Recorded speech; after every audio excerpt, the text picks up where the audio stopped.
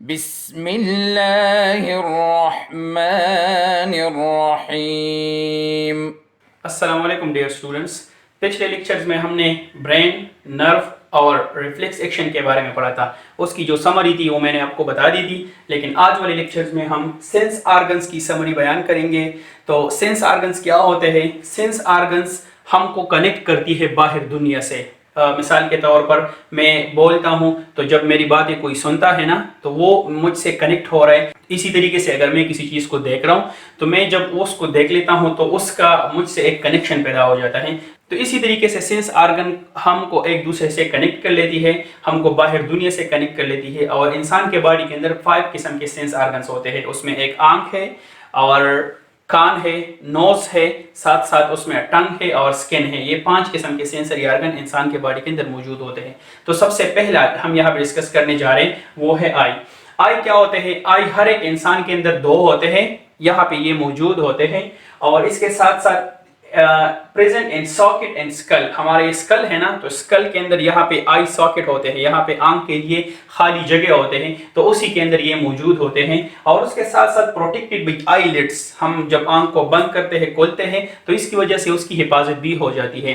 तो यहाँ पे आंख के फिर 2 किस्म के डायग्राम्स आते हैं। एक उसका एक्सटर्नल डायग्राम है, जिस तरीके से आंख हमें बाहर से नजर आती है, और दूसरा उसका इंटरनल डायग्राम है कि अंदर से वो आंख किस तरीके से हमें दिखती है। तो सबसे पहले हम एक्सटर्नल डायग्राम की बात करेंगे। तो यहाँ पे एक्सटर्नल डायग्राम में ये उसका वाइट पार्ट है, हर एक आंख के अंदर ये मौजूद होता है। और फिर उसी व्हाइट पार्ट के अंदर एक सर्कल होता है, जो यहाँ पे मैंने बनाया है। ये पूरा एक गोल सर्कल होता है। उसी गोल सर्कल को हम आयरस कहते हैं। उसी गोल सर्कल को क्या कहा जाता है? आयरस कहा जाता है। और ये आयरस मुख्तलिफ इंसानों में मुख्तलिफ किस्म के कलर्स के होते हैं। किसी इंसान में ये ब्लैक होते हैं, किसी में ये ब्राउन होते हैं, किसी में ग्रीन होते हैं, किसी में ब्लू होते हैं। तो जब ये जिस कलर का होता है ना ये आयरस, तो हम कहते हैं कि उस बंदे की इस तरीके से आंखें हैं। मिसाल के तौर पर अगर ये ग्रीन है तो हम कहेंगे कि उस बंदे के आंखें ग्रीन होती है। इसी तरीके से ये तो हो गया आयरस। अब उस आयरस, ये जो ब्लैक, ये जो सर्कल मैंने बता दिया ना, ये आयरस, उसके दरमियान एक छोटा सा डॉट होता है, छोटा सा ब्लैक सर्कल होता है। और उसी ब्लैक सर्कल को फिर हम कहते हैं प्यूपिल। याद रखें, ये आयरस एक बड़ा सर्कल है और फिर उसी बड़े सर्कल के अंदर एक छोटा सर्कल मजीद होता है, और ये ब्लैक होता है ये जोड़ी, और इसको हम कहते हैं प्यूपिल। क्लियर है ना? अब हमारे आंखों के अंदर जितनी भी लाइट आती है, ये सारा इसी प्यूपिल के जरिए आती है। ये प्यूपिल डिसाइड करता है कि कितने लाइट ने आंखों के अंदर जाना है और कितने लाइट ने बाहर उसको रहना है। तो ये तो था एक्सटर्नल स्ट्रक्चर। अब हम अगर इंटरनल स्ट्रक्चर की बात कर ले, तो इंटरनल स्ट्रक्चर आंख का कुछ इस तरीके से है। पहला यहाँ पे कॉर्निया है, ये इसका मैं बता रहा हूँ। इसके साथ साथ ये आयरस है। ये वाला जो आयरस मैंने बनाया है ये इसी तरीके से है। ये आयरस है, ये ऊपर वाला हिस्सा भी उसका आयरस है। और उसके दरमियान मैंने बता दिया ना कि यहाँ पे एक ब्लैक डॉट होता है जिसको हम प्यूपिल कहते हैं। तो यहाँ पे ये खाली जगह मैंने छोड़ा है, ये वाला पोर्शन, इसको हम कहते हैं प्यूपिल। इसके साथ साथ प्यूपिल के पीछे साइड पे मौजूद होता है लेंस। ये लेंस यहाँ पे मौजूद है। इसके साथ साथ बैक साइड पे मौजूद होता है रेटिना, और उसके साथ यहाँ पे मौजूद है ऑप्टिक नर्व। तो अब हम यहाँ पे डिस्कस करेंगे कि आंख किस तरीके से काम करते हैं। तो आंख के काम करने के लिए यहाँ पे लेट्स सपोज हम अपने आंखों के सामने कोई भी ऑब्जेक्ट रख देते हैं, या हमारे आंखों के सामने अगर कोई चीज मौजूद है तो उसको हम किस तरीके से देख सकते हैं। तो यहाँ पे हम कुछ भी रख देते हैं। लेट्स सपोज यहाँ पे मैं एक पौधा बना रहा हूँ। यहाँ पे ये हो गया एक पौधा, एक छोटा सा, कि हमारे आंखों के सामने मौजूद है। तो जब इस पौधे के ऊपर लाइट पड़ती है, जब इस पौधे के ऊपर लाइट पड़ती है, कोई भी लाइट, सनलाइट हो या नॉर्मल लाइट हो, लेकिन जब इसके ऊपर पड़ती है तो यहाँ से रिफ्लेक्शन होती है, लाइट रिफ्लेक्ट होती है। तो जब यहाँ पे अगर उसके सामने हम खड़े हैं तो वो रिफ्लेक्टेड लाइट जो कि उस पौधे से होती है हमारे आंखों के अंदर आ जाती है। तो जब वो हमारे आंखों के अंदर आ जाती है, इस प्यूपिल के जरिए अंदर आती है, तो फिर ये लेंस क्या करेगा? ये लेंस उस लाइट को फोकस कर लेता है रेटिना के ऊपर। क्या कर लेता है? इस लाइट को फोकस कर लेता है रेटिना के ऊपर, उसको फोकस कर लेते हैं, और उसी रेटिना के ऊपर बन जाता है एक इमेज, एक तस्वीर बन जाएगा। किस चीज का तस्वीर बनेगा? जो हमारे सामने मौजूद है, कुछ भी हो सकता है, लेकिन यहाँ पे मैंने प्लांट लिया है, तो इस प्लांट का एक इमेज हमारे रेटिना के ऊपर बन जाएगा। तो जब यहाँ पे एक इमेज इसी रेटिना के ऊपर एक मर्तबा बन गया, तो ये ऑप्टिक नर्व उसी इमेज को लेके जाते हैं हमारे ब्रेन में। हमारे ब्रेन में वहां पे इमेज चला जाता है। तो इसी तरीके से हम चीजें फिर देख सकते हैं। मैं दोबारा बता रहा हूँ, हमारे आंखों के सामने कोई भी चीज पड़ा है, लेट सपोज यहाँ पे मैंने एक प्लांट रखा है, ये अगर हमारे आंखों के सामने पड़ा है तो इसी प्लांट के ऊपर लाइट आती है और फिर उसी प्लांट से लाइट रिफ्लेक्ट होती है हर एक डायरेक्शन में। तो जब इस प्लांट से लाइट रिफ्लेक्ट होती है तो वो रिफ्लेक्टेड लाइट हमारे आंखों के अंदर आ जाती है, किस चीज के रास्ते, प्यूपिल के रास्ते हमारे आंखों के अंदर आ जाती है।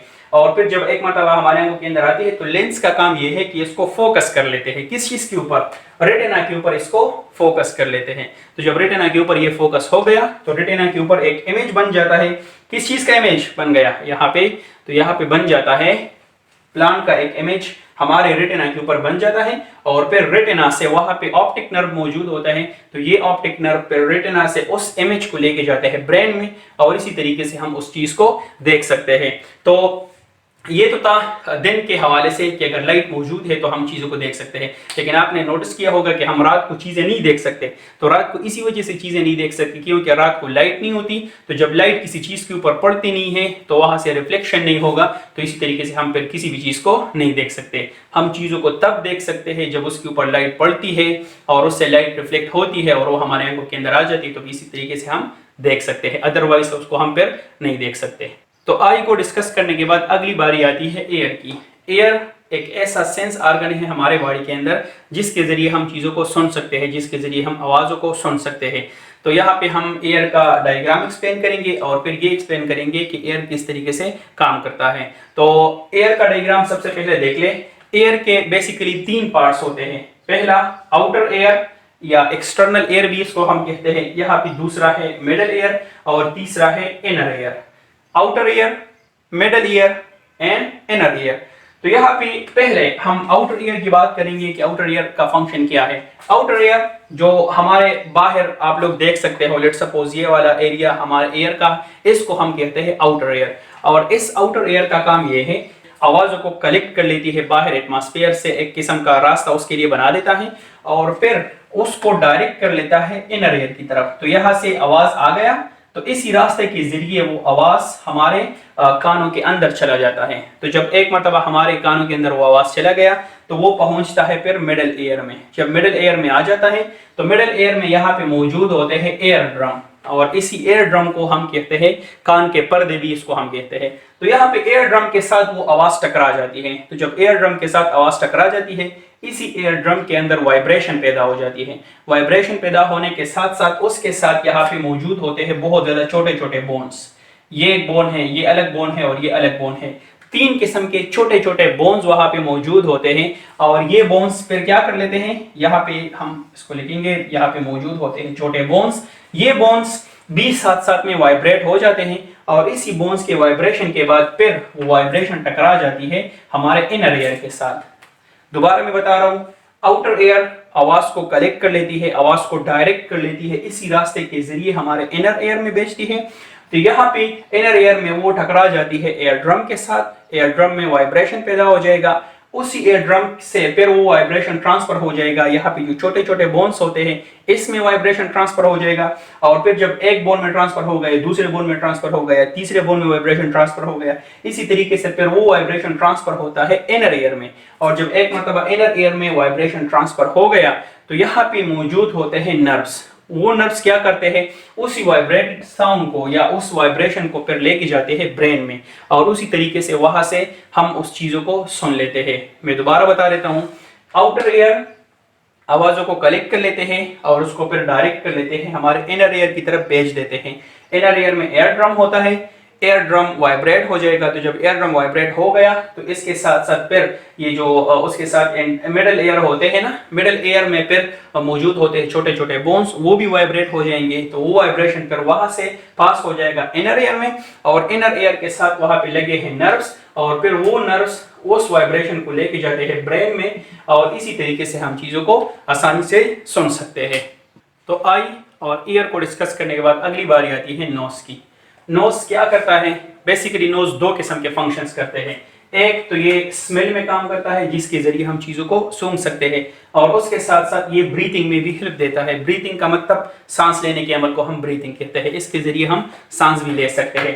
तो मैं आपको एक एग्जांपल के जरिए समझा देता हूं कि लेट्स सपोज एक रूम में किसी ने परफ्यूम लगा दिया, तो वो परफ्यूम के जो ड्रॉप्स होते हैं ना वो हवा में वहां पे मौजूद होते हैं। तो जब कोई भी बंदा वहां पे चला जाता है तो वो ड्रॉप्स जो कि हवा में मौजूद है, जब वो सांस लेता है ना तो उसके साथ साथ उस ये नोस्ट्रिल्स के जरिए जो दो ओपनिंग्स है इसके जरिए वो चला जाता है हमारे नोज में। और जब नोज में एक मरतबा चला जाता है तो वहां पे वो ड्रॉप्स डिजॉल्व हो जाएंगे हमारे नोज के अंदर, और वहां पे मौजूद होते हैं फिर नर्व्स, और वही नर्व्स उस मैसेजेस को लेके जाते हैं फिर ब्रेन में, और इसी तरीके से हम चीज़ों को डिटेक्ट कर लेते हैं, वहां पे उसको सूंघ लेते हैं। मैं दोबारा बता देता हूं कि नोज क्या करता है। नोज दो किस्म के फंक्शंस करते हैं, एक तो ये स्मेल का काम करता है, दूसरा ये ब्रीथिंग का काम करता है, इसके जरिए हम ब्रीथिंग भी कर लेते हैं। तो लेट सपोज किसी एरिया पे या किसी हवा में कोई केमिकल्स मौजूद है या किसी ने परफ्यूम वगैरह लगाया है, तो जब कोई भी बंदा वहां पे चला जाता है और उसके अंदर सांस लेता है, तो जब वो सांस ले लेता है तो वो परफ्यूम या कोई भी केमिकल्स वहां पे अगर मौजूद है तो वो उसके नोज के अंदर चले जाते हैं और वो उसके नोस्ट्रिल के अंदर डिजॉल्व हो जाएंगे, उसके नोज के अंदर डिजॉल्व हो जाएंगे, और वहां से फिर नर्व्स उस मैसेजेस को लेके जाते हैं ब्रेन में, और इसी तरीके से हम चीजों को सूंघ सकते हैं। अच्छा, तो नोज को डिस्कस करने के बाद अगली बारी आती है टंग की। टंग के जरिए भी हम बहुत सारे काम कर सकते हैं। इसके जरिए हम बोल सकते हैं, इसके जरिए हम चीज़ों का जायका भी मालूम कर सकते हैं। तो हर एक इंसान के टंग के ऊपर मौजूद होते हैं टेस्ट बड्स। ये टेस्ट बड्स क्या है? ये माइक्रोस्कोपिक स्ट्रक्चर्स होते हैं जो कि हर एक जबान के ऊपर मौजूद होते हैं। ये आंखों के जरिए नहीं देख सकते और ये इसकी तादाद तकरीबन 10,000 होती है। तो जब भी हम खाना खा लेते हैं तो वो खुराक के पार्टिकल, वो फूड पार्टिकल हमारे जबान के ऊपर जब लगते हैं तो ये टेस्ट बड्स उसी सिग्नल्स को वहाँ पे फिर वो सिग्नल जनरेट करते हैं, तो वही सिग्नल्स को ब्रेन में भेजते हैं। तो जब ब्रेन में एक मरतबा चला जाए तो इसी तरीके से हम चीज़ों के बारे में जायका मालूम कर सकते हैं। तो जब हम मुख्तलिफ किस्म के खाने खाते हैं तो यहाँ पे या तो वो बहुत ज़्यादा स्वीट होंगे या बहुत ज़्यादा साल्टी होंगे, तो इसी तरीके से हम खानों का जायका मालूम कर सकते हैं। मैं दोबारा बता देता हूँ, टेस्ट बड्स हमारे टंग के ऊपर मौजूद होते हैं और इनकी तादाद 10,000 होती है और ये माइक्रोस्कोपिक स्ट्रक्चर्स होते हैं। तो जब भी हम खाना खा लेते हैं तो वो खुराक के पार्टिकल इस टेस्ट बड्स के साथ टकरा जाते हैं, वहाँ पे वो डिजॉल्व हो जाते हैं और वहाँ पे मौजूद नर्व्स उस मैसेजेस को लेके जाते हैं हमारे ब्रेन में। तो इसी तरीके से हम चीज़ों का जायका मालूम कर सकते हैं। इसके बाद अगली बारी आती है स्किन की। स्किन के ज़रिए हम गर्मी को, कोल्ड को, कम टेम्परेचर को और पेन को और टच वगैरह को हम डिटेक्ट कर सकते हैं। हमारे स्किन के अंदर मौजूद होते हैं रिसेप्टर सेल्स। तो जब भी गर्मी वगैरह होती है या अगर बहुत ज़्यादा सर्दी है या अगर हमें दर्द महसूस होता है या हम हमारे हाथ को अगर कोई टच कर लेता है तो यहाँ पे रिसेप्टर सेल्स क्या कर लेते हैं, हमारे स्किन से इंफॉर्मेशन को लेके जाते हैं ब्रेन में और फिर उस मुताबिक हम अपना रिएक्शन दे देते हैं। मैं दोबारा बता देता हूँ, स्किन हीट को, कोल्ड को, पेन वगैरह और टच को डिटेक्ट कर लेता है। और ये किस तरीके से करता है? हमारे स्किन के अंदर मौजूद होते हैं रिसेप्टर सेल्स। ये रिसेप्टर सेल्स इंफॉर्मेशन को भेज देते हैं ब्रेन में किसी भी चीज़ के हवाले से। मिसाल के तौर पर अगर हाथ के साथ या स्किन के साथ कोई चीज़ टच हो जाए तो उसके हिसाब से फिर वो रिसेप्टर सेल इंफॉर्मेशन को लेके जाते हैं ब्रेन में और फिर ब्रेन डिसाइड कर लेता है कि उस हमारे हाथ के साथ जो चीज़ टच हो गई है उसके साथ फिर क्या करना है। तो लेट्स सपोज अगर हमें बहुत ज़्यादा गर्मी महसूस होती है तो फिर हम पंखे को ऑन कर देते हैं, अगर हमें बहुत ज़्यादा सर्दी महसूस होती है तो हम चादर वगैरह को ओढ़ ले लेते हैं। तो ये था आप लोगों का unit number 1, the brain and nerves. इससे पहले लेक्चर्स में हमने थोड़ी सी डिटेल में उसके बारे में बात की थी और इन्हीं लेक्चर में, इन 2 लेक्चर्स में मैंने उसका समरी आपको बयान कर दिया। तो इंशाल्लाह फिर अगले लेक्चर में मुलाकात होगी, तब तक के लिए अल्लाह हाफिज़। अल्लाहुम्मा अंफ़अना बिमा अल्लमतना वअल्लिमना मा यंफ़अुना वज़िदना इल्मा।